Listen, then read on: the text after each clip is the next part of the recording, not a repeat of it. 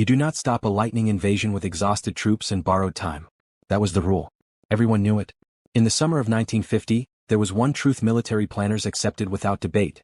Once a modern army breaks through, you fall back or you are destroyed. You do not stand. You do not dig in. You do not hold a line drawn in desperation on a map. North Korea believed it. The Soviet advisors believed it. Even many inside the United Nations command quietly believed it. They had the numbers. They had the momentum. They had the tanks. By August, the North Korean People's Army had smashed its way down the Korean peninsula in just 6 weeks. Seoul had fallen. American units were scattered, understrength, and under-equipped. Some companies went into battle with barely half their authorized men. Others had never trained together at all. The idea that this broken force could stop a full invasion was laughable. North Korean officers said it openly. They mocked the idea of a perimeter. They laughed at the maps. Because everyone knew the rule: once an army is pushed to the sea, it breaks. But in 1950, one man refused to obey that rule. And that refusal changed everything. You are Lieutenant General Walton Harris Walker. You are 61 years old. You fought in World War I. You commanded armored units across Europe in World War II under George Patton himself. You are not dramatic. You are not theatrical. You are blunt, methodical, and relentless. And now, in August 1950, you command the U.S. 8th Army in Korea. What you inherit is chaos. Your army is retreating south every single day. Roads choke with refugees. Units arrive without artillery. Radios fail. Ammunition runs low. Some soldiers carry World War II-era rifles against Soviet-built T-34 tanks. Your enemy knows it. North Korea fields nearly 100,000 troops. They have over 200 T-34 tanks, machines your men have already learned to fear. Their officers believe the war is almost over. Push south. Break resistance. Take the port of Pusan. And then they hear about your plan. A line. Not a counteroffensive. Not a breakout. A defensive ring around the southeast corner of the peninsula. Roughly 140 miles long. Anchored on mountains, rivers, and the sea. The Pusan Perimeter. North Korean commanders dismiss it immediately. They say American troops are too tired to stand. Too inexperienced to coordinate. Too few to cover that much ground. They laugh. But you do not. You look at the map and see something else. You see interior lines. You see supply flowing through the port of Pusan. You see time. And you know time is the only weapon you need. You issue the order that defines the war. There will be no more retreating. Your men will hold. Or they will die where they stand. August 4, 1950. The perimeter begins to take shape. You deploy 5 American divisions and a growing number of South Korean units. On paper it is not enough. In reality it is everything you have. The line bends and stretches across rivers like the Naktom. Mountains claw into the sky. The heat presses down like a weight. Temperatures climb past 100 degrees. Soldiers collapse in their foxholes from exhaustion. And then the attacks begin. North Korean artillery opens up before dawn. Shells walk across positions with brutal precision. Mortars thump. Tanks roll forward in columns, engines growling. At the Naktom Bulge, enemy infantry cross the river at night. They wade through chest-high water, rifles held overhead. By morning they are inside American lines. You feel it breaking. Radio reports come in by the minute. Units overrun. Companies down to 30 men. Positions lost. At one point, North Korean troops penetrate 8 miles deep. From the outside it looks like collapse.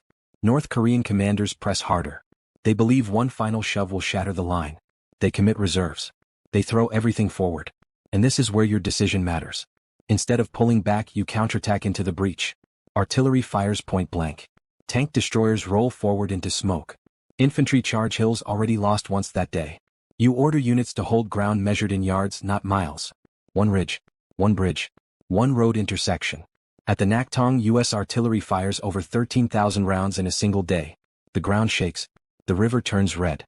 North Korean battalions vanish under steel. Still, the pressure does not stop.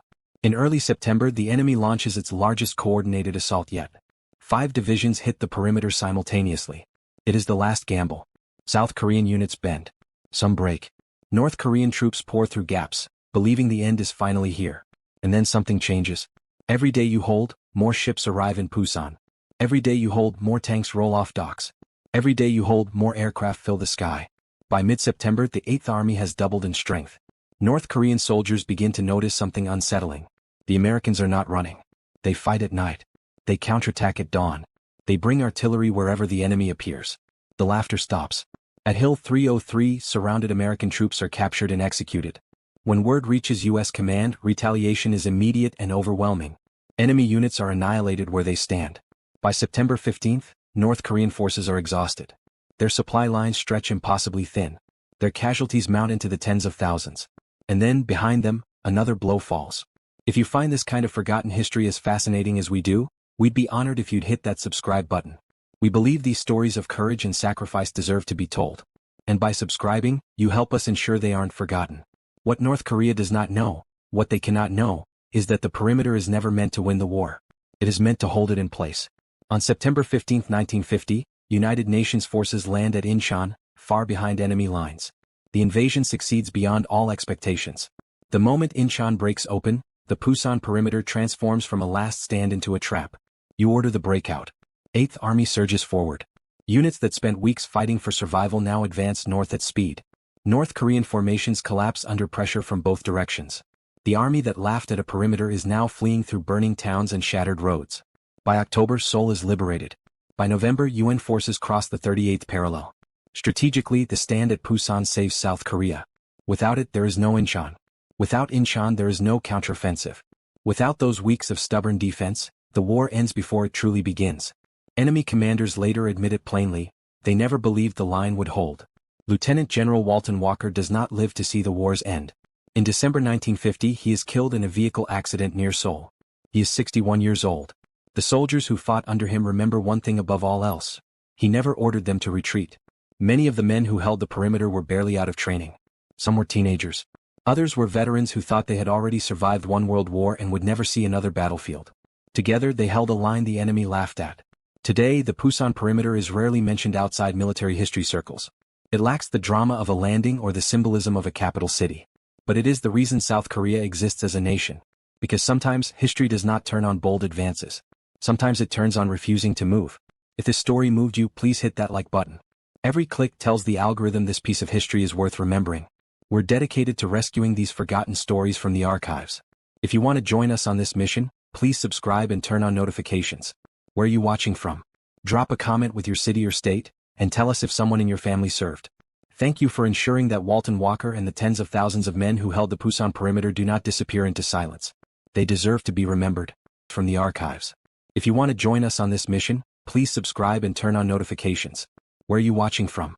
Drop a comment with your city or state, and tell us if someone in your family served. Thank you for ensuring that Walton Walker and the tens of thousands of men who held the Pusan Perimeter do not disappear into silence. They deserve to be remembered